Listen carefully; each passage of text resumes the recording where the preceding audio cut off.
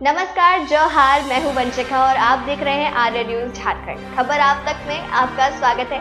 आइए जुड़ते हैं सीधा पंकज आर्य से, जो इस वक्त हमें फील्ड से रिपोर्टिंग दे रहे हैं।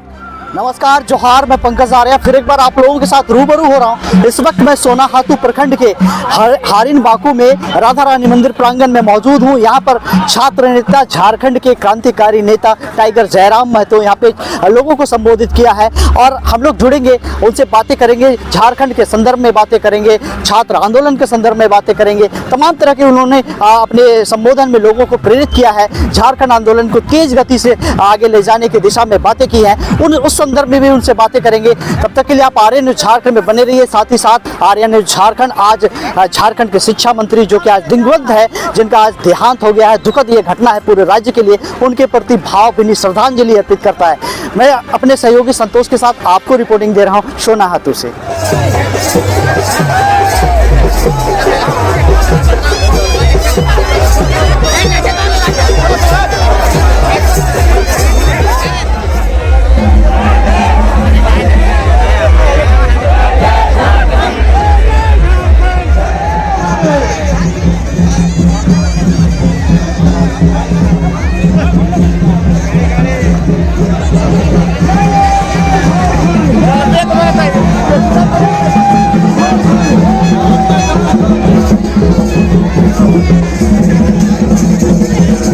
आज झारखंड में एक टाइगर का ज्यादा हुआ है, हमें विदा लिए है और एक टाइगर यहाँ पे सभा कर रहा है।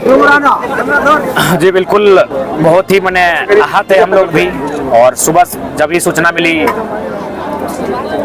कुछ पल के लिए स्तब्ध रह गए, क्योंकि जगन्नाथ महतो हमारे आदर्श स्वरूप थे, हमारे अभिभावक स्वरूप थे। और हमने मीडिया के सामने भी हमेशा स्वीकारा है कि 2019 का चुनाव रहे, जो भी रहे, उनके साथ हम रहे हैं। हम भले लोगों ने हमें कई बार आरोप भी लगाया कि नहीं आप सरकार के व्यक्ति है, लेकिन उसके बावजूद हमने जो सच्चाई उसको स्वीकारा है कि जगन्नाथ महतो, उनको हमेशा हमने दिल में स्थान दिया है। और आज आधुनिक युग में जहां युवा मैंने रोमांटिक सॉन्ग को अपने कलर ट्यून में रखते हैं, मुझे याद है जब मैं एमए में जाता था तो मेरे कलर ट्यून बजता था, आपका नेता कैसा हो, टाइगर जगन्नाथ महतो जैसा हो। जब हमारे साथी सुनते थे तो थोड़ा आश्चर्य करते थे कि एमए में पढ़ने वाला लड़का आज भी गाँव की माटी से जुड़ा है। ऊपर से चूंकि एमए में मेरे जितने साथी थे सब मैक्सिमम बिहार और बंगाल के साथी थे, तो उस परिस्थिति में मैंने मेरा जो कलर ट्यून बजता था वो जगन्नाथ महतो के नाम पर बजता था। आज उनके जाने से निश्चय ही बहुत दुखी हूँ, बहुत ज़्यादा दुखी हूँ। और आज एक ऐसी क्षति हुई है, एक ऐसा नुकसान हुआ है जिसकी शायद भरपाई नहीं हो सकती। वास्तव में अगर कोई टाइगर था इस राज्य में तो टाइगर जगन्नाथ महतो। और रामगढ़ में आपने वॉकओवर दे दिया, क्या लगता है डुमरी में आप आगे आएंगे चुनाव के लिए? देखिए, हम स्पष्ट करना चाहेंगे, इस विषय पर बात नहीं करेंगे, क्योंकि हम लोग अभी बहुत दुखी हैं और दुखी अवस्था में हम शोक हैं और हम भी शोकाकुल हैं। तो इसलिए मैं चाहूँगा इस पर कभी भविष्य में बात होगी। आज कभी मन हाथ है, आज की सभा भी मैंने जैसे तैसे किया है। अगर ये सभा 2 दिन पूर्व होती तो शायद इस सभा को हम संबोधन करने भी नहीं आते, लेकिन चूंकि हम आ चुके थे, रात को ही हम आए थे, इसलिए सभा को संबोधन भी किए। नहीं तो आज जो क्षति हुई है उसकी कोई भरपाई नहीं हो सकती है।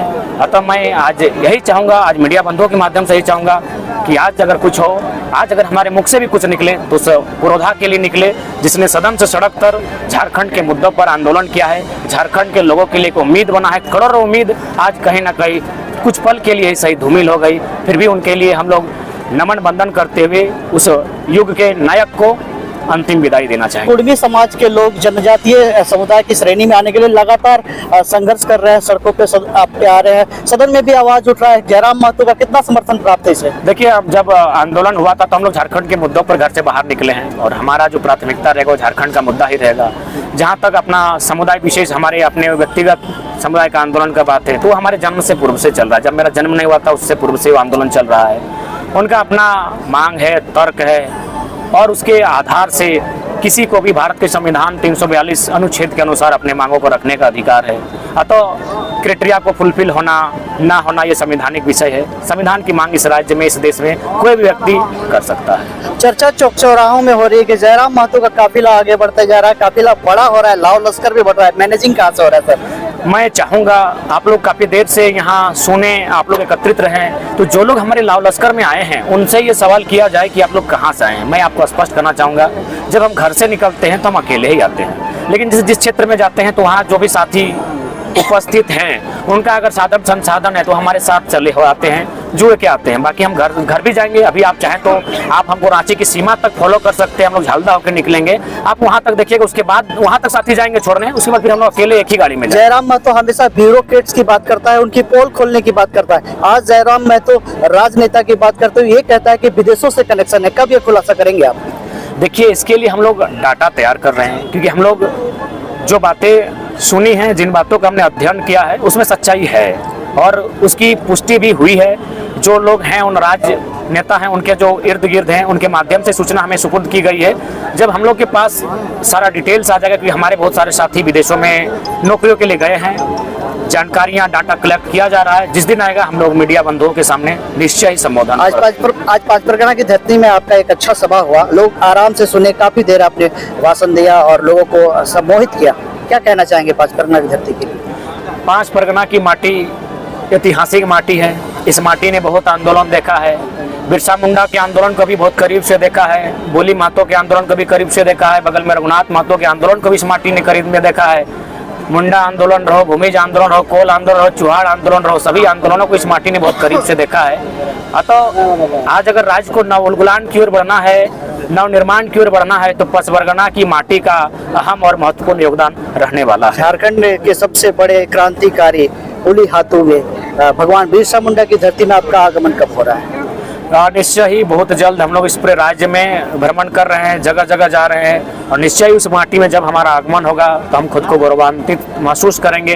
धरती आबा की माटी होगी, हम भावुक रहेंगे। लेकिन कुल मिलाकर इस राज्य के महापुरुषों ने जो बलिदान इस राज्य के हितार्थ के लिए दिया है, आज भी उस सपने से कोसों दूर है। इसलिए राज्य सरकार को चाहिए उन महापुरुषों के सपने को साकार करे, और साथ ही आज जिस पुरोधा की क्षति हुई है उसके सपने को भी साकार करें। आदरणीय जगन्नाथ महतो, उनका भी सपना था झारखंडियत। उन्होंने हमेशा मुखर होकर झारखंडियत के बारे में कहा है। तो हम लोग भी चाहेंगे कि आज उन्हें सच्ची श्रद्धांजलि तभी होगी जब विधानसभा के भीतर उनका जो सपना था, उनके साथ साथ तमाम शहीदों का जो सपना था, झारखंडियत, झारखंड के लोगों को प्राथमिकता वो पूरा की जाए। बहुत सारे लोग सवाल करते हो, मीडिया के बंधु सब भी बहुत बार सवाल करते रहे कि जब झारखंड राज्य के गठन में सह समय उत्तर प्रदेश से उत्तराखंड और मध्य प्रदेश से छत्तीसगढ़ भी अलग भल है, तो बहुत जनी सवाल उन्हें से करते रहे कि भाई जब बाकी राज्य अलग भले और में कोई दिक्कत ना है, तो झारखंड के लोग में इतना दिक्कत कहा है? तो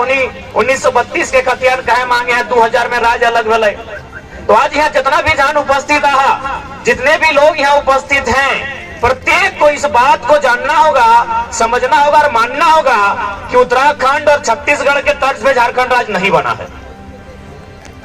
जाइए उत्तराखंड और छत्तीसगढ़ घूम कर आइए, वहां सर्वे करके आइए, उसके आंदोलन या फिर इतिहास को पढ़ के आइए। वहां को बिल्ली का गर्दन नहीं कटा है, हमने इंसान का बलिदान दिया है। जो लोग कहते हैं कि 2000 के समय उत्तराखंड भी बना है, छत्तीसगढ़ राज्य भी अलग हुआ है, तो झारखंड के लोगों को क्या दिक्कत है? तो उनको इस बात को कहिएगा, उनको इस बात को समझाइएगा कि उस राज्य बनने में एक छोटा सा आंदोलन नहीं हुआ है। अरे इंसान के जेल जाने और लाठी खाना तो दूर की बात है, वहां चूहा बिल्ली कुत्ता का गर्दन नहीं कटा है, यहाँ निर्मल महतो जैसे शेर का कत्ल हुआ है। इसलिए इस भ्रम से दूर रहिएगा।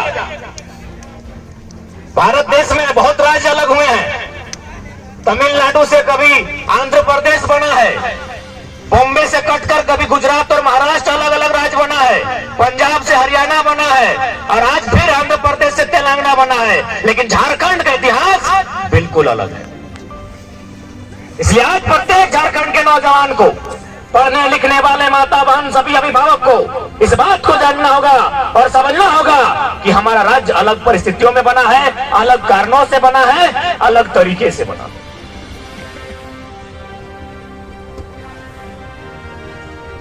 आज लोग कहते हैं, आज 22 सालों से झारखंड का सबसे महत्वपूर्ण मुद्दा है स्थानीय निवासी। आज प्रत्येक व्यक्ति को इस बात को समझना होगा कि भाई स्थानीय निवासी होने से क्या लाभ मिल सकता है।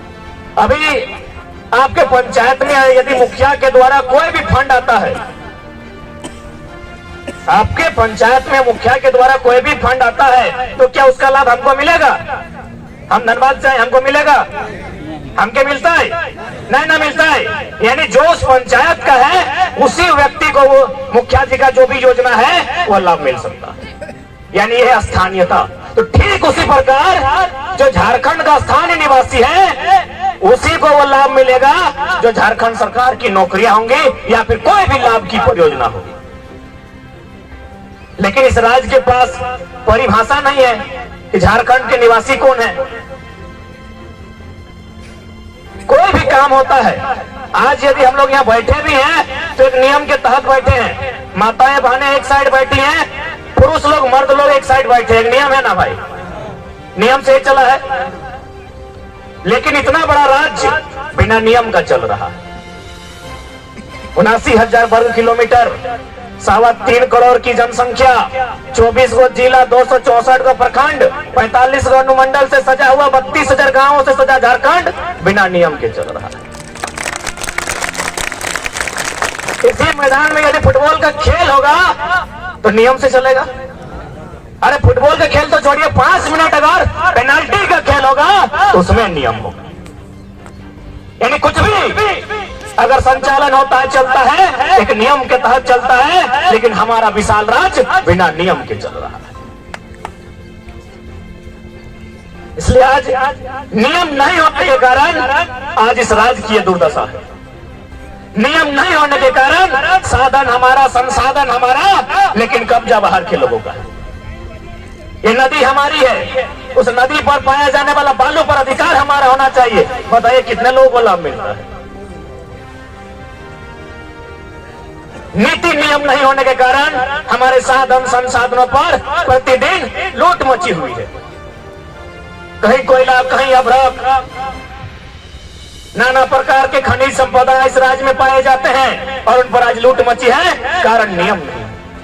अरे संसाधनों की तो छोड़िए, आज सभी कार्य गिदर बुतुर छवाट पहला जीवे कराते और हिंदे सोना हाथों बुंडू तमार सिल्ली के तो छवा सब ज्यादा रांची के हॉस्टल में आते। हमने रांची के पीजी हॉस्टल जब भी जाए अपने के परिचय मांगा है तो बोलते अपने बोले तो रहो कि नहीं हमने तो सोना हाथों धन से ही हो, बुंडू तमार से ही हो, सिल्ली से ही हो। यानी सबके घर से बच्चा सब पढ़े जाए ना।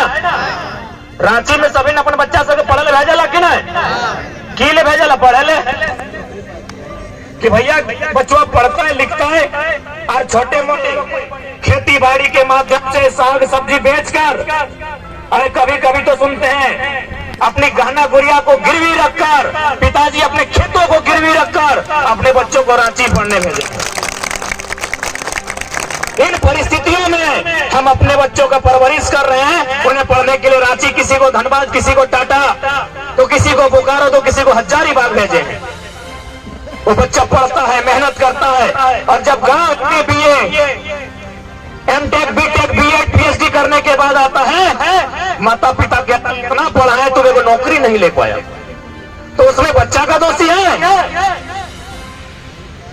अच्छा खासा पढ़ाई लिखाई होने के बाद, बहुत ज्यादा पैसा खर्चा करने के बाद जब बच्चा नौकरी नहीं ले पाता है तो माता पिता एक बार फटकार लगाते हैं कि अरे तुमको तो इतना पढ़ाए, इतना पैसा खर्चा किए, तुम कुछ नहीं कर पाया, तो क्या केवल वो बच्चा दोषी है? जी नहीं, उससे कई ज्यादा गुना सरकार दोषी है। क्योंकि आपके बच्चे का भविष्य का निर्धारण रांची की विधानसभा के भीतर जो नियम बनेगा, जो नीति बनेगा, वहां तय होगा। इसीलिए यदि गुस्सा अपने बच्चे पर आता है तो मैं तमाम अभिभावक से विनती करूंगा, इस बार गुस्सा आपके बच्चे पर नहीं, जिन्हें आप विधायक चुनकर भेजते हैं उन पर दिखाइए। असली गुस्सा उन पर दिखाइए कि हमने आपको बड़ी उम्मीद के साथ अपने वोट देने का काम किया, बदले में आपने क्या किया? किसी ने टाटा के साथ समझौता किया, किसी ने अग्रवाल के साथ समझौता किया। क्या किया। आज जितने भी हुक्मरान रांची विधानसभा के भीतर जाकर बैठे हैं, उनके बच्चों कोई विदेश में पढ़ता है, कोई दूसरे राज्यों में पढ़ता है, और हमारे आपके बच्चे। इसलिए यदि आपको गुस्सा आए तो गुस्सा अपने बच्चे पर डांट फटकार के रूप में नहीं, जिन्हें आप वोट देकर विधानसभा में भेजते हैं उन पर दिखाइए। ये आंखें लाल उन पर कीजिए, ये कड़ा तेवर उन पर दिखाइए जिनको आपने मतदान देने का था। क्या हम गलत कह रहे हैं? आप हमसे आयु में बहुत बड़े हैं, हम भी एक छोटा सा छात्र है, साल भर पहले हम लोग को कोई जानता नहीं था। क्या हम लोग गलत कह रहे हैं? आज क्या परिस्थिति है हमारे सामने? जाइए कागज और कलम लेके सर्वे करके आइए। आप रांची जिला है तो रांची जिला का सर्वे करके आइए। नीति नहीं बनने के कारण यहाँ जितने शिक्षकों की बहाली 2016 में हुई है, 1-2% आपके लोग हो सकते हैं जो मास्टर होंगे। यदि प्रिंसिपल की बात आएगी वो यूपी बिहार एमपी का होगा। राज बनेगा बिरसा मुंडा के बलिदान के बाद, राज बनेगा सिद्धू कानूनी अंबर पीताम्बर के सहायता से, राज बनेगा रघुनाथ महतो, बोली महतो, निर्मल महतो के रक्त से, राज बनेगा एक भिखारी टिके तुमरो के खून से, और नौकरी बांटे जाएंगे यूपी बिहार बंगाल एमपी को। ये कैसा इंसाफ है? ये कैसा इंसाफ है आप ही बताइए। और भी राज्य हैं, हमारे राज्य के बगल में बंगाल आता है, एक तरफ उड़ीसा है, एक तरफ छत्तीसगढ़ है। क्या है वहां नियम? बंगाल में साफ साफ लिखा होता है, यदि आप बंगला भाषा जानते हैं तो फॉर्म भरिए। उड़ीसा में साफ साफ लिखा रहता है, यदि आप उड़िया भाषा जानते हैं तो फॉर्म भरिए। और यहाँ क्या लिखा है झारखंड में? यदि आप इंग्लिश भी जानते हैं तो भरिए। देखे कि नहीं? पढ़े लिखे लोग हैं आप। झारखंड के फॉर्म में लिखा है आप या अंग्रेजी भी जानते हैं तो भरिए, तो सर्वा ब्रिटेन का आदमी भी तो यह नौकरी ले लेगा। क्या दुर्भाग्य है इस राज्य का। कितने बेकार लोग बैठे हैं विधानसभा के भीतर, जिस राज्य के भविष्य को अंधकार में डाल रहे हैं। यहाँ के पढ़ने वाले नौजवान जो एक सपने को लेकर विश्वविद्यालय तक जाते हैं, पठन पाठन के कार्य करते हैं, संसाधनों में अपने जीवन का एक बहुमूल्य समय बिताते हैं। किन्हीं की आंखों की रोशनी चली गई है, किसी का पढ़ते पढ़ते बाल पक गया है, तो किसी का पेट बाहर आ गया है, और क्या परिणाम मिलता है? जीरो। क्या गलत कह रहे हैं? आपका उम्र ज्यादा है, तजुर्बा ज्यादा है। अरे रांची नहीं जाते, कम से कम रांची का समाचार घर बैठ के सुनते तो हैं। ये सही हो रहा है कि नहीं? तो ये बदलना चाहिए, ये सूरत बदलनी चाहिए कि नहीं? 1932 का नीति अंग्रेज के टाइम के हक है, तो मान्य कैसे भय सकल है? ये सवाल आप लोग भी सुनते होंगे, सुने है ना? मायरा मासी माया मौसी काकी सब दोनों भोजा है ना, आप लोग भी समझ रहे हैं ना? क्योंकि आधी आबादी को अब आधा अधिकार लड़के लेना होगा, और पुरुषों की तुलना में महिलाओं की भागीदारी ज्यादा होनी चाहिए, क्योंकि महिलाओं को लोग आसानी से बहला फुसला खरीद नहीं सकते। बुरा मत मानिएगा, हम कड़वा शब्द कह रहे हैं। देखिए आपका गांव कितना सुंदर है, दिन में आने के बाद कोई भी कहेगा कि गांव कितने सुंदर है झारखंड के, यहाँ रहा जाए, यहाँ घर बसाया जाए, लेकिन शाम के बाद लगता है ये गांव नहीं मधुशाला है। मधुशाला हो जाए ना, आज दारू पियो तुमसे मधुशाला। इसीलिए इस बात को हमने कहा कि पुरुषों को बहलाया फुसलाया जा सकता है। हम भी पुरुष से बुरा मत मानिएगा, अपनी छोटी सी आयु में हमने जो देखा उसी बात को कह रहे हैं कि इनको बहलाया फुसलाया जा सकता है, महिलाओं को बहलाया फुसलाया नहीं जा सकता। इतना बड़ा बड़ा इलेक्शन पार हुआ, आपने कभी सुना है कि पाउडर टिकली काजल देके किसी ने वोट लिया है? सुने हैं? तोहरानी सुना ला कि पाउडर लिपस्टिक टिकली देके वोट ले ला है, लेकिन सुना लबा खसी मुर्गा दारू मुर्गी लेके वोट लिया है। बुरा नहीं मानिएगा, जो परिस्थितियां हैं मैं उनकी चर्चा कर रहा हूँ। इसीलिए यह खातिर तोहरानी के हमें निवेदन करे चाहिए कि तोहरानी माए मोसिका किरा तोहरानी को आगू आ ये आंदोलन के बूझे है तो कि भाई गिर गिर बछर दिन से की कर रहा थे, जगह जगह जाए के पानी गिरे ताओ रोद दे ताओ, अपन खाना बुलाते तो तोहरा निकुम बुझे तो कि भय की रहा है। तो बात कर रहे थे हम 1932 का त्याग की, झारखंड की पहचान, झारखंड की मांग, 1932 का खतियान। बहुत सारे लोग आपको इस बात को कहेंगे कि भाई 1932 का खतियान तो अंग्रेजों के काल का है। कहते हैं ना कि ये तो अंग्रेजों के टाइम का है। अब बताइए 1860 का कानून भारत देश में दौड़ रहा है, उसके पीछे दरोगा जी डंडा लेके दौड़ रहे हैं, वो चलेगा? 1932 नहीं चलेगा।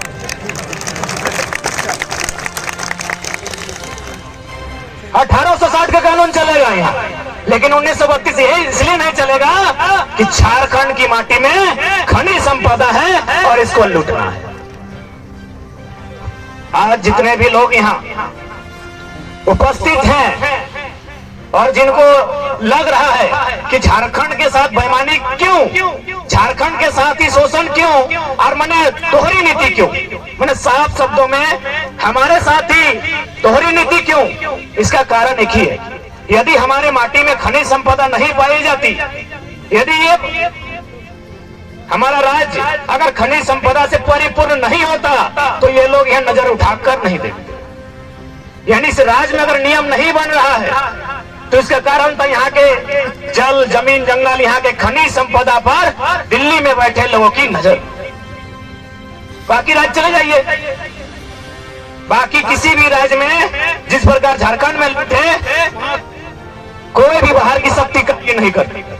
लेकिन हमारा दुर्भाग्य कहिए, सौभाग्य कहिए, वरदान कहिए या श्राप कहिए, खनिज संपदा यदि है भी तो बाहरियों के लिए। इसीलिए आज 1932 की दुहाई देने वाले कि 1932 अंग्रेजों के काल का कानून है, उनसे स्पष्ट कहिएगा कि कानून के जो लोग वर्दी भी पहनता है वो भी अंग्रेज का है, वर्दी का जो खाकी रंग है वो भी अंग्रेज का है।